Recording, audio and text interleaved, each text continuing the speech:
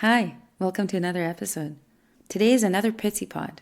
And although technically today is not Leif Erikson Day because we are in Canada, it is part of North America.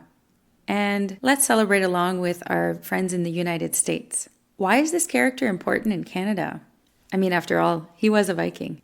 I guess it's time to find out now. And as you know, not all topics here are Canadian, but I am. I'm Rosie. This is my podcast. Thanks for being here. Isn't it time to sail into some history, eh?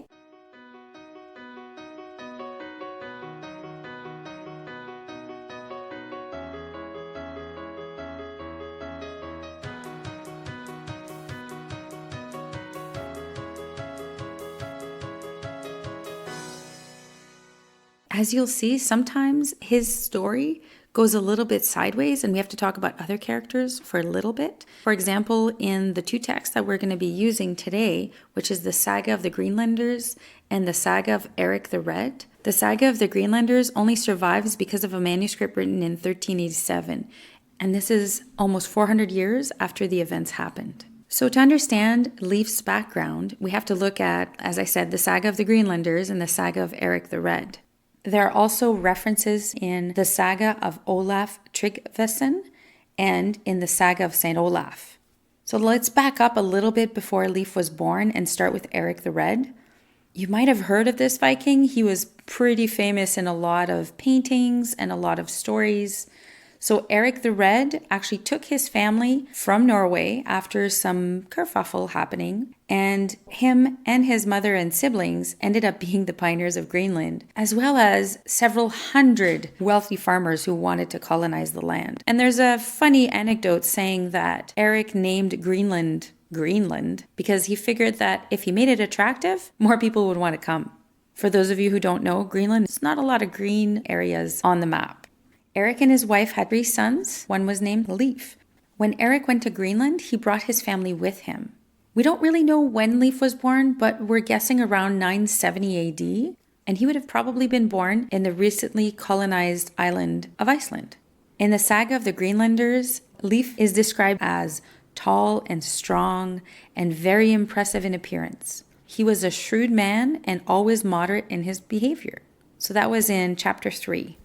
Sometime in his late 20s or maybe early 30s, Erikson became a sworn companion to King Olaf. Leif wanted to go to Norway, but on his way, Leif actually got blown off course. And in some Norse sagas, they're saying that he ended up probably in the Hebrides Island off the coast of Scotland.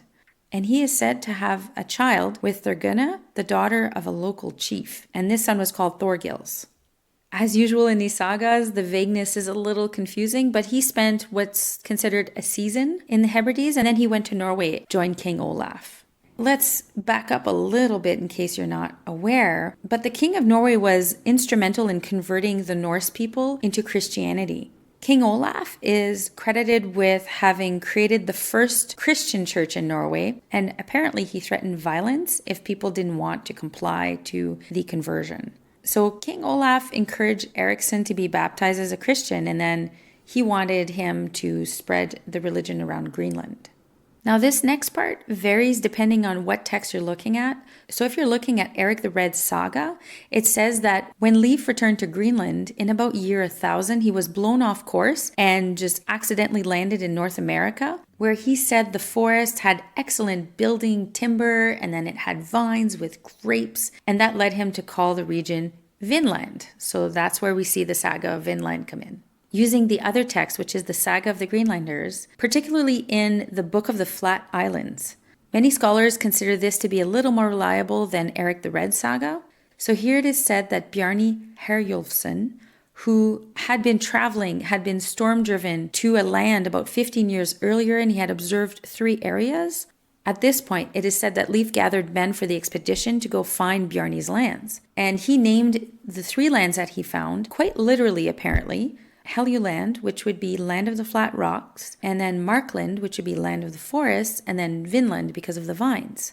Although these places are very difficult to nail down, some scholars believe that the first one, land of the flat rocks, would be probably somewhere around Frobisher Bay in the northern tip of Labrador. And then most likely Markland would be the central coast of Labrador, and Vinland probably somewhere in the Gulf of St. Lawrence. Now we'll get back to this at the end of the episode.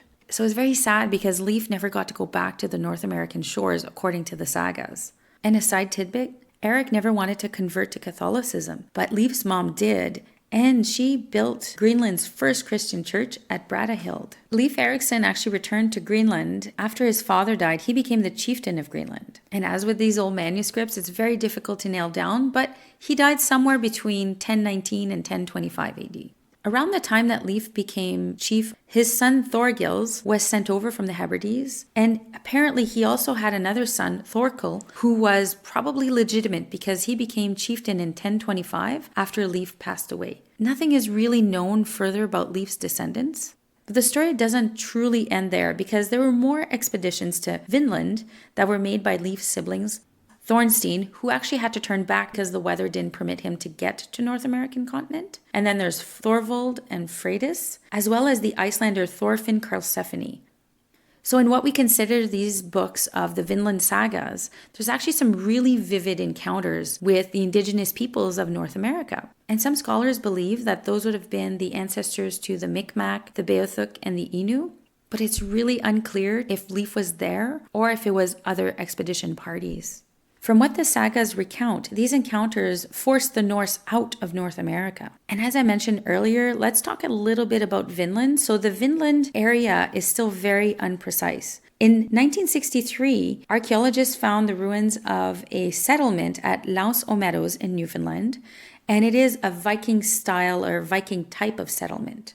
And at the time, they thought they found Vinland. But further observation since the 1960s shows that it was probably more of a base camp of the 11th century Viking expeditions in general, because that far up in Newfoundland, they don't believe that vines could have been growing at the time.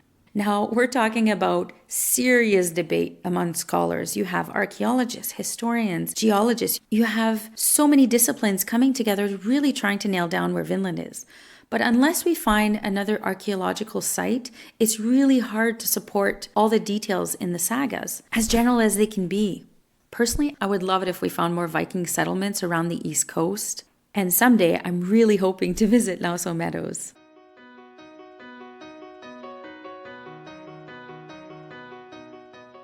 I hope you've enjoyed this podcast on Leif Erikson.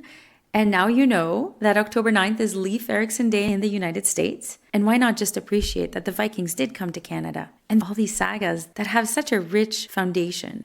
And as many historians will tell you, these sagas cannot be taken literally, but there are so many details in there that have been proven. So you can take that as history and story woven together in a really awesome way.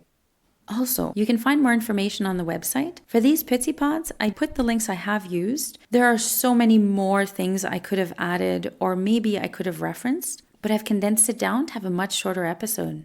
If you're passionate about the Vikings, send me a message on Twitter, Facebook, Instagram, @HistoryA. You can find me. And apparently, it helps people find me if you rate me on iTunes or any podcasting platform you're using. So I really appreciate that help. And of course, I have to thank my husband Jamie and all of our kids, our family, our friends. Without them, I wouldn't have so much fun adventuring through history. Un grand merci.